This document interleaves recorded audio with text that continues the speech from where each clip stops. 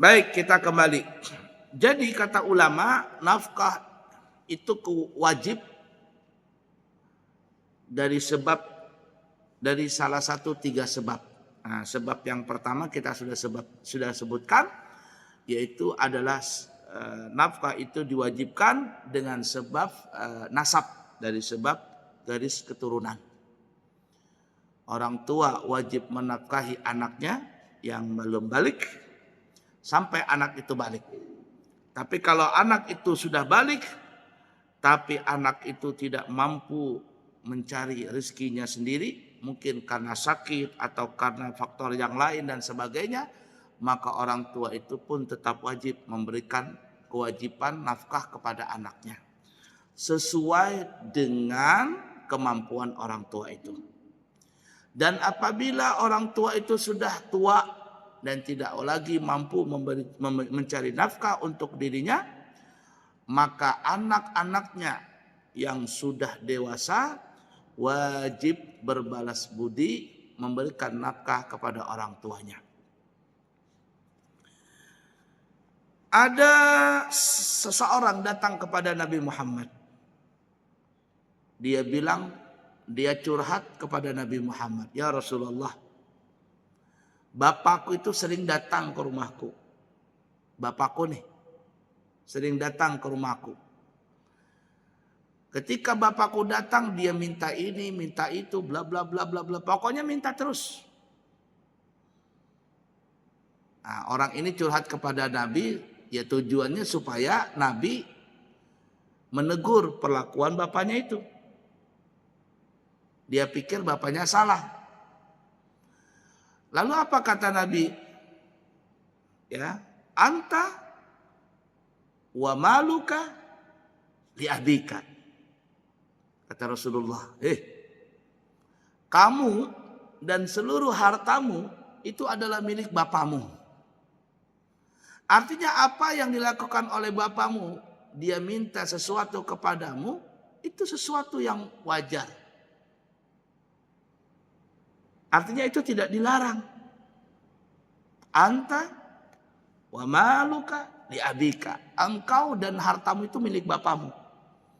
Artinya kalau ada seorang bapak meminta sesuatu kepada anaknya, kita sebagai anak mesti memberikan sesuatu itu kepada orang tua kita. Tentu sekedar kemampuan kita. Sebagaimana kita masih kecil, kita terkadang ngerengek sama bapak kita, minta belikan ini, minta belikan itu. Nah, begitu juga di hari tua mereka. Sekali lagi, beruntunglah bagi kita yang masih mempunyai kedua orang tua atau salah satunya. Dan tidak ada seseorang menjadi miskin apabila dia merajakan dan meratukan kedua orang tuanya. Camkan ini baik-baik. Selama kita mau merajakan orang tua kita atau meratukan orang tua kita, mau apa mama, mau apa abah, mau duit, jangan bilang-bilang ambil ini. Berapa mama mau, ambil saja. Kita ratukan dia, kita rajakan orang tua kita, maka kita akan mendapatkan rezeki layaknya seorang raja. Nah, itu ya.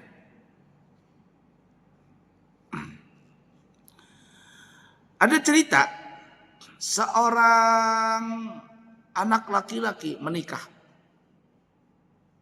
Dia menikah dengan seorang perempuan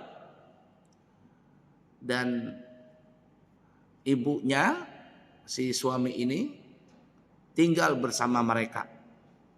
Karena sudah tua, jadi ibunya ini ikut dengan anaknya yang sudah berkeluarga. Dan itu sesuatu yang wajar saja. Ya. Si anak ini alhamdulillah dikaruniai seorang anak. Yani si ibu ini punya cucu sudah. Suatu hari mamanya ini perlu uang. Mungkin dia mau beli apa gitu dan sebagainya. Lalu dia bilang sama anaknya, "Nak, mama perlu uang 100.000. Kira-kira kamu bisa nggak nginjamin mama?" Mama nggak minta, mama cuman injam. Mama cuman injam. Itu saking nggak teganya tuh orang tua. Apalagi kalau orang tua tuh melihat kita ini sudah punya anak. Mereka tuh nggak tega mau minta. Mereka bilangnya injam. Nanti kalau mama punya uang, mama ganti. Si anaknya ini yang laki-laki pun dia berkata, iya mak sebentar mak ya, saya izin dulu dengan istri saya. Saya mau bilang dulu dengan istri saya. Ini suami istiqomah. Apa istiqomah? Ikatan suami takut istri kalau di rumah. Istiqomah, ikatan suami takut istri kalau di rumah. Minta izin dulu sama istri. Ntar Maya, saya bilang dulu sama istri. Lalu sang anaknya ini yang laki-laki melewati dapur. Lewati dapur mau ketemu istrinya. Ketika sampai di dapur dia ngelihat susu anaknya, susu kaleng untuk diberikan kepada anaknya. Dia ngelihat susu itu. Lalu dia bilang dalam hatinya, berapa sih harga susu kaleng ini? Harga susu kaleng ini berapa sih? Anggaplah umpama 100.000 susu kaleng itu. Mamaku bukan minta uang. Mamaku cuma injam 100.000. Kalau seandainya susu itu dihargai 100.000, berapa banyak air minum ASI, air susu ibuku yang ku minum di waktu kecil. Maka tidak pantas mamaku meminjam uang 100.000. Jangankan minjam, minta saja tidak baik, apalagi cuma injam. Maka sang anaknya ini nggak jadi ke tempat istrinya, langsung datang ke mamanya, dia sodorkan uang. Mak, ini ada uang, mama mau berapa ambil. Kamu gak izin sama istrimu? Enggak mak, enggak usah mak. Mama mau berapapun ambil. Nah itu seorang anak tadi. Ngelihat susu anaknya dia, lalu dia teringat di masa kecil berapa liter dia meminum air susu ibunya. Dan kita mengetahui tidak ada air susu yang paling baik kecuali air susu seorang ibu kepada anaknya. La ilaha illallah. Nah, dalilnya seorang anak wajib menafkahi kepada orang tuanya yang sudah tua itu disebutkan dalam surah Luqman ayat 15. Wa sahibhuma fid dunya ma'rufah. Dan bergaulah kalian kepada ibu bapak kalian di dunia ini dengan baik. Dengan baik. Terutama orang tua yang sudah di masa tuanya. Karena orang tua kita kalau sudah di masa tua, mohon maaf ya, itu kayak anak kecil. Mereka kepingin disayang, mereka kepingin diperhatikan. Begitulah sifat mereka. Mereka tidak kuat makan, mereka tidak lagi memakai pakaian yang mewah-mewah. Terkadang di hari tuanya mereka puasa. Tapi yang dicari mereka itu adalah kerinduan kasih sayang seorang anak kepada orang tuanya. La ilaha illallah. Mudah-mudahan kedua orang tua kita yang masih hidup panjang umur, sehat walafiat, taat dalam ibadah. Dan bagi kedua orang tua kita yang sudah meninggal dunia, mudah-mudahan Allah ampuni dosa mereka. Allah jadikan kubur mereka menjadi kebun daripada kebun surga. Dan Allah terima segala amal kebaikan mereka. Dan mudah-mudahan kita sebagai seorang anak dijadikan oleh Allah orang-orang yang berbakti kepada orang tua kita. Amin ya rabbal alamin. Baik, kemudian yang kedua, sebab nafkah itu wajib adalah bisababin nikah. Dengan sebab adanya pernikahan. Baik nikah itu resmi, yakni tercatat di KUA, atau enggak resmi, alias yang lagi tren sekarang ini apa ya, nikah di bawah tangan, Apabila syarat dan rukun pernikahan itu ada, sempurna, ada suami, ada istri, ada wali nikah dari perempuan tersebut, ada saksi 2 orang, ijab qabul, sah pernikahan itu di dalam pandangan syariat kita. Walaupun itu tidak tercatat di KUA. Apalagi dua-duanya sah, dua-duanya sempurna. Di dalam syariat kita sempurna, tercatat di KUA, maka wajiblah di situ ada nafkah. Nah, jadi hati-hati. Kalau sudah ada pernikahan, maka seorang suami wajib memberikan nafkah kepada istrinya. Suami diwajibkan memberi nafkah kepada istrinya. Istrinya yang bagaimana? Tentu istri yang sah di dalam pernikahan yang kita sebutkan tadi. Tapi istri yang sudah sah itu adalah istri yang taat, bukan istri yang durhaka. Kalau istri itu taat dengan suaminya, maka sang istri itu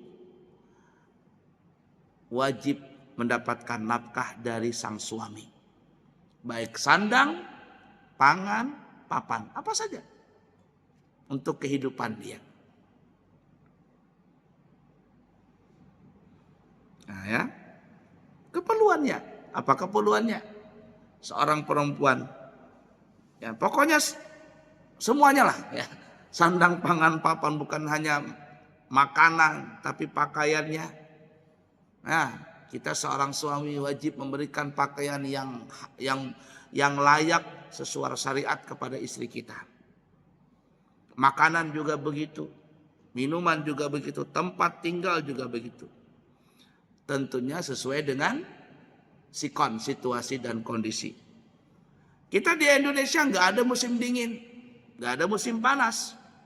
Maka mungkin pakaian musim dingin, musim panas tidak diperlukan. Tapi ketika ada seseorang tinggal di daerah atau di negara yang ada musim dingin, musim panas, maka sang suami wajib memberikan pakaian di musim dingin, di musim panas buat istrinya. Begitu juga soal makanan. Begitu juga soal makanan. Istri kita umpama dia tidak bisa makan ini, sesuatu ini, kita tidak boleh memberikan makanan yang dia tidak sukai. Nah, kita suka ini, lalu kita bilang kamu sebagai istri taat sama aku. Apa yang aku makan, kamu juga harus makan. Nah, istrinya nggak bisa makan itu. Umpama alergi lah atau apalah, bagaimana mau diturutin?